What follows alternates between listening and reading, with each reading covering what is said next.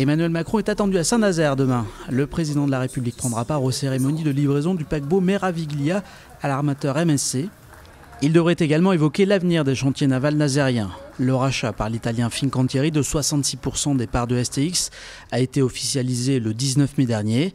Reste à savoir quelle sera la position de l'État français qui détient les 33% restants. Des négociations concernant la composition de l'actionnariat sont encore en cours.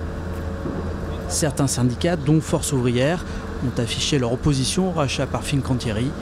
Ils prônent une privatisation des chantiers de peur de voir une partie de l'activité nazérienne délocalisée en Italie. Stupeur ce mardi pour les supporters du FC Nantes. Sergio Conceição, qui avait pourtant re-signé en avril, serait en effet sur le départ. Olivier Cailly.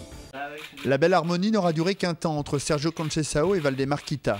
6 mois durant lesquels le FC Nantes a retrouvé des couleurs et terminé la saison dans le top 10 pour la première fois depuis 13 ans, sous les ordres de l'ancien international portugais. Mais depuis quelques jours, la rumeur enfle. Le technicien nantais aurait été approché par les dirigeants de son club de cœur, le FC Porto, pour reprendre les rênes de l'équipe la saison prochaine. Une proposition qui n'aurait pas laissé insensible Sergio Conceição. Une rumeur dans un premier temps démentie par le président nantais qui dans la journée de mardi a confirmé que son entraîneur voulait partir, ne cachant pas sa stupéfaction dans les colonnes de 20 minutes. Après avoir prolongé son contrat au FC Nantes jusqu'en 2020, le 29 avril dernier, Sergio Conceição pourrait donc faire volte-face et tourner le dos à la Maison Jaune, laissant le club sans entraîneur à un mois de la reprise.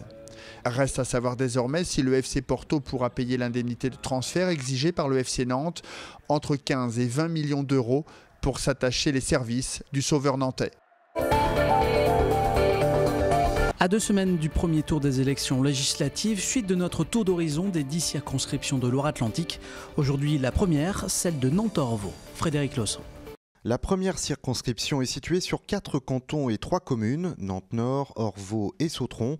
107 000 habitants vivent sur ce territoire urbain. Dans le siège du député sortant, l'écologiste François de Rugy, il a été élu en 2007 puis réélu en 2012 à la faveur d'un accord avec les socialistes. Son suppléant n'était autre que Pascal Bollot, premier adjoint au maire de Nantes. Le sortant se représente, mais cette fois sous la bannière de La République En Marche. Ancien candidat à la primaire de la gauche, François de Rugy avait rallié Emmanuel Macron pendant la campagne présidentielle. À droite, Julien Bainvel est engagé dans la bataille pour les Républicains et l'UDI. Conseiller municipal d'opposition à Nantes, il rêve de reprendre cette circonscription perdue il y a tout juste 10 ans. Et cette menace est prise très au sérieux par le PS, qui ne présente pas de candidat afin d'éviter une bascule à droite. De son côté, Aymeric Céasso joue la carte du rassemblement à gauche. Le secrétaire départemental du Parti communiste français a le soutien du Front de gauche. Il espère convaincre les électeurs de Benoît Hamon et de Jean-Luc Mélenchon. Mais ces mêmes électeurs pourraient aussi se tourner vers les candidatures de Sylvie Clabec pour la France Insoumise, d'Hélène de France pour Lutte ouvrière et de Jean-Michel Mésange pour Europe Écologie Les Verts. En tout, 17 candidats sont sur la ligne de départ. L'offre politique est large. On y retrouve le Front National, le Parti Breton, le mouvement Nous Citoyens ou encore des formations proches de la cause animale. Législative toujours, la Chambre de commerce interpelle les candidats. 800 patrons ont répondu à un sondage. Parmi leurs priorités, la baisse des charges et la question des infrastructures. Claire Villalon. En cette période d'élections législatives, les entreprises veulent faire entendre leur voix. Les dirigeants du département viennent d'adresser une trentaine de propositions aux futurs députés. Parmi les demandes, on retrouve le développement des infrastructures sur le territoire. Les infrastructures sortent comme étant un point évidemment fondamental.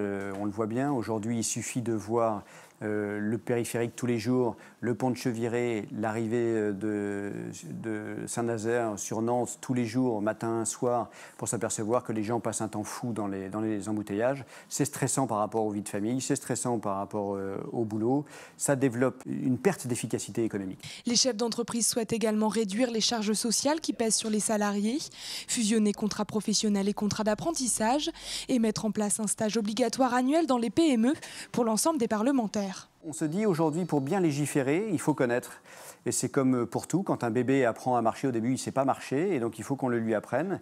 Eh bien nous, on dit, les hommes politiques sont susceptibles de pouvoir mieux apprendre si jamais ils viennent dans l'entreprise régulièrement, une fois par an, ou dans des associations, ou dans la société civile de manière générale, pour pouvoir comprendre comment ça marche, voir les points de problématique et pouvoir ensuite mieux en parler et mieux défendre les projets de loi. Avec ces propositions, les chefs d'entreprise ont un seul objectif, favoriser l'emploi et le développement économique du territoire.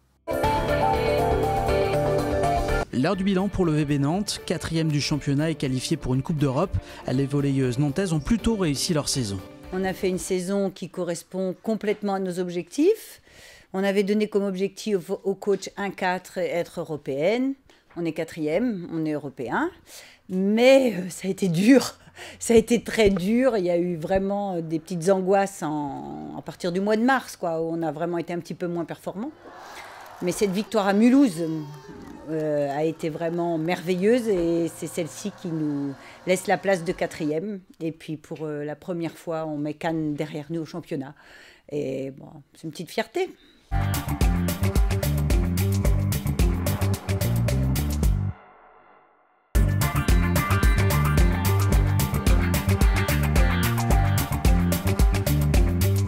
Le programme à Nantes, on va commencer par la première Coupe du Monde de basket 3 contre 3 en France.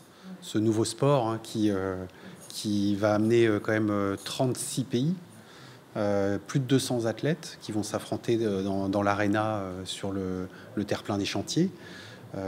Devant les multicoques qui vont remonter jusqu'à Nantes pour la première fois, les ultimes, qui vont pouvoir être admirés du public, donc les Thomas Coville, les Francis Voyon, Yves Le Blévesque, François Gabard, ce qu'on appelle les 4 fantastiques, qui ont les bateaux les plus rapides de la planète aujourd'hui, pour pouvoir lancer un défi au Queen Mary 2 après au départ de Saint-Nazaire.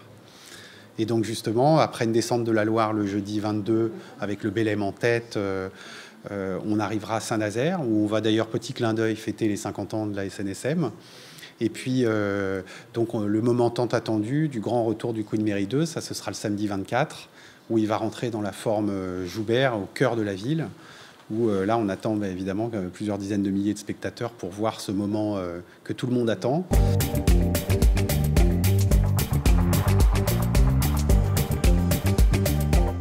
Oui, je le dis et je demande bien sûr à la population, à celles et ceux qui viendront nous visiter, je pense aussi aux commerçants.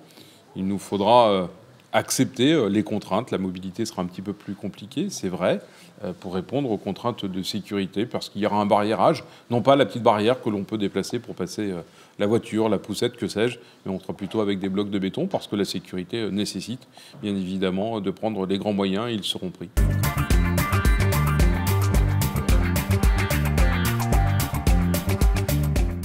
Oui, le budget de l'année américaine en tant que tel est un budget aux alentours d'1 million, d'1,3 million, mais c'est du recyclage de manifestations. Elle a déjà commencé, je pense notamment à l'exposition des associations. L'association The Bridge, profil grand large, le maire de Saint-Nazaire a fait un chèque à cet ordre de 50 000 €. Ça, c'est le budget. Après, il y a des investissements sur de spectacles. Je pense au théâtre, je pense aux escales, à l'ensemble des associations nazériennes.